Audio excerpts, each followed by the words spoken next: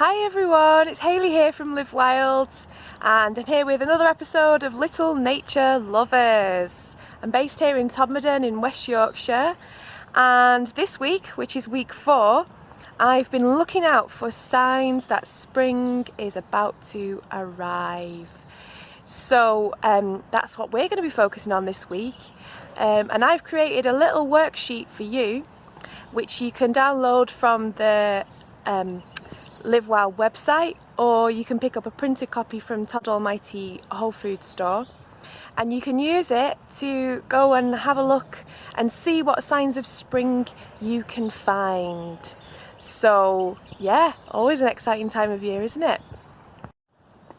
So one of the things that I really notice when spring is coming is the buds on the trees, and you can give them a little touch, and some of them, you have to be very gentle with them, but some of them might be a little bit sticky. So have a look closely at the trees, which might look like they're still sleeping from the winter, but if you look really closely you can see that some of them are starting to unfold and to get green. So keep an eye out for these.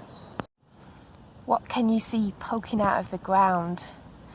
I keep seeing little green bits like these which look like bluebells, or they will look like bluebells when they pop up. What else can you see popping out of the ground?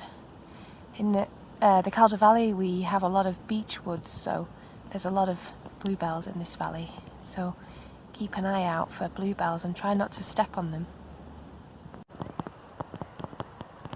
The birds get very busy at this time of year, and you might notice them going back and forth making their nests.